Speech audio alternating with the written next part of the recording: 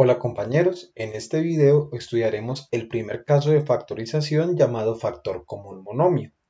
Antes de hacer ejemplos queremos aclarar lo que significa el nombre del caso, que es factor común monomio. Cuando hablamos de factores nos referimos a los elementos de una multiplicación. Caso particular, si tenemos 2 por 3 igual a 6, decimos que 2 y 3 son los factores, mientras que f es el resultado que en la multiplicación se llama producto. Entonces, cuando hablamos de factor común monomio, factores son los elementos que componen la multiplicación. Común significa que están repetidos en todos los términos de la expresión algebraica, y monomio, pues que es un único término. Entonces, ahora sí, vamos a ver un primer ejemplo. Vamos a tomar el binomio mx más my. El primer término tiene dos factores que son m y x. El segundo término tiene dos factores que son m y y. Notemos que la m es el factor común porque está multiplicándose en ambos términos de la expresión. Entonces escribimos factor común es m. Aquí no estamos factorizando, solamente estamos identificando el factor común. Y para factorizarlo, entonces escribiríamos m factor común de. Si sacamos la m, ¿qué quedaría del primer término? La x, que es un término no común, más en el segundo término quedaría y, que también es un término no común. Y eso es todo. Quedó factorizada la expresión. Otra forma de hacerlo sería, una vez hallamos el factor común, entonces dividimos cada término de la expresión entre el factor común. Mx sobre m, entonces m con m se cancela y nos queda x. Lo mismo hacemos con el segundo término. My era el término original, lo dividimos entre el factor común que es m y luego m con m se cancela y nos queda y.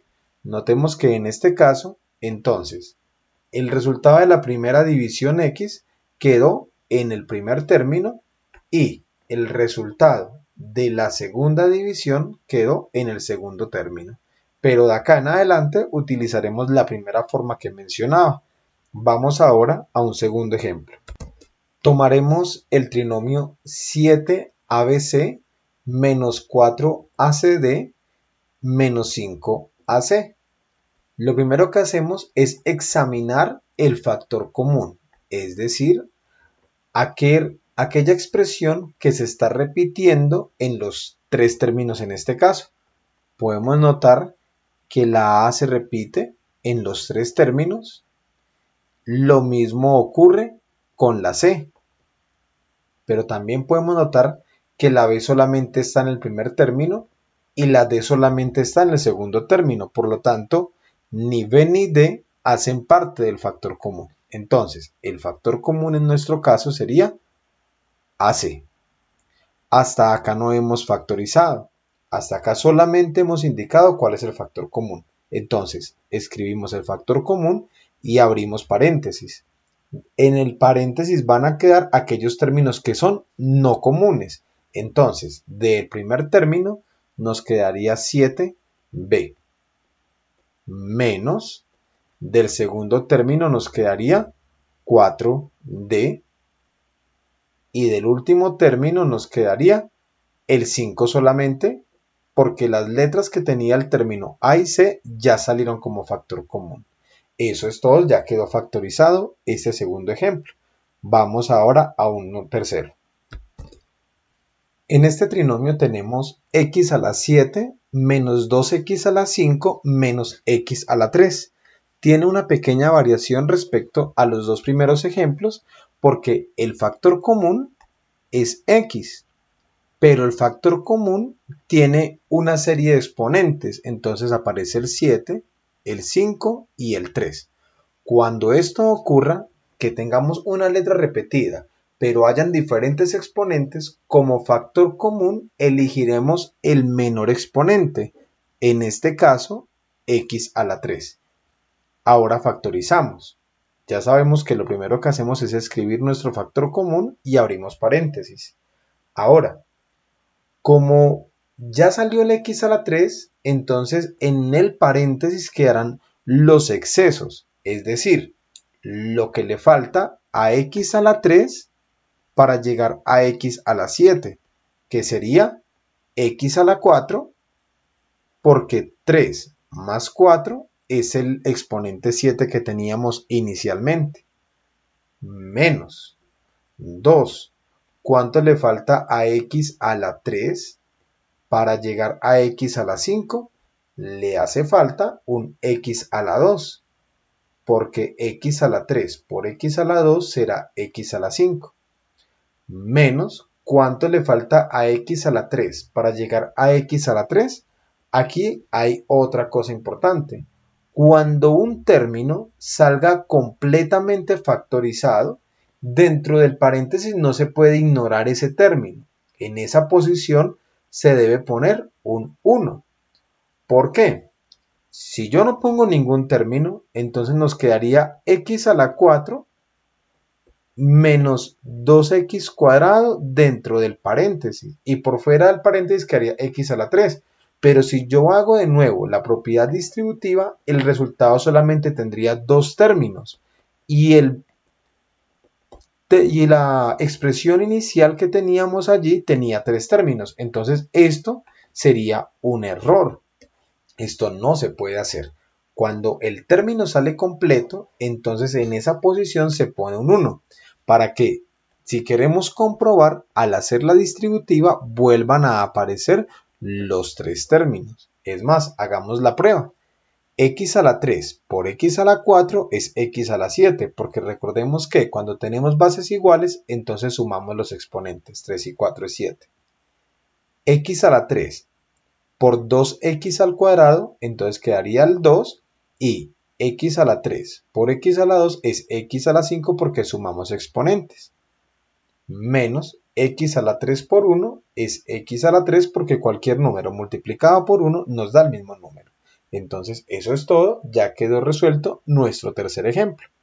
Vamos ahora a un último ejemplo.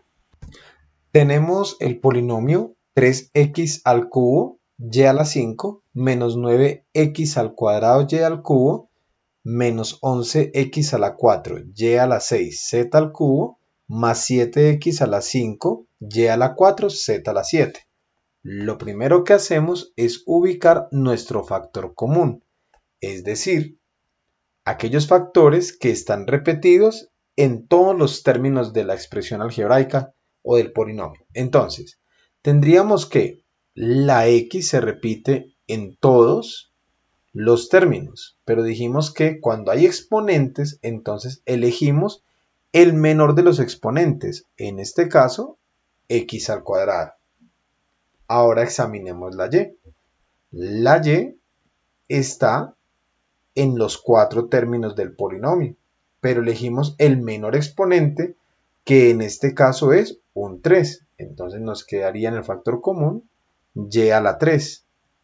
La z solamente aparece en los dos últimos términos, pero no están los dos primeros. Eso quiere decir que no hace parte del factor común. Pasamos ahora a factorizar la expresión. Lo primero que hacemos es escribir el factor común, x cuadrado y al cubo. Ahora, del primer término nos quedaría un 3.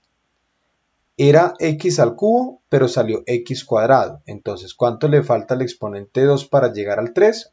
1. Entonces tomamos x a la 1, pero el exponente 1 sabemos que no es necesario escribirlo, porque por defecto allí está. Ahora, de y al cubo para y a la 5, ¿cuánto le falta al 3 para llegar al 5? Le hace falta 2, entonces quedaría y cuadrado. Menos 9.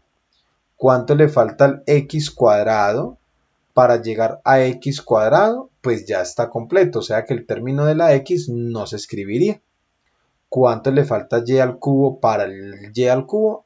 Tampoco es necesario escribirlo porque ya está completo, o sea que del segundo término solamente nos está quedando el 9, menos el 11. Ahora tomamos cuánto le falta a x cuadrado para llegar a x a la 4. sería x a la 2. De y al cubo para y a la 6, ¿cuánto le falta al 3 para llegar al 6?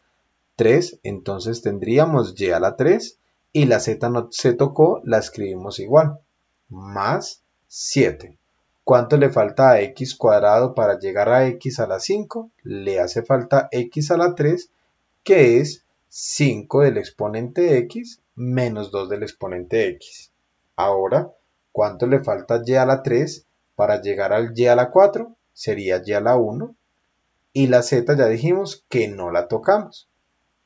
También dijimos que el exponente 1 no es necesario escribirlo, entonces lo vamos a borrar porque por defecto allí está. Cerramos el paréntesis y eso es todo. Ya quedó factorizada la expresión. Un siguiente paso sería acomodar los exponentes en orden ascendente o descendente, pero es una tarea que ya ustedes como estudiantes pueden resolver. Eso es todo, espero que haya quedado claro cómo factorizar usando el factor común monomio, refiriéndonos al factor común solamente en la parte literal.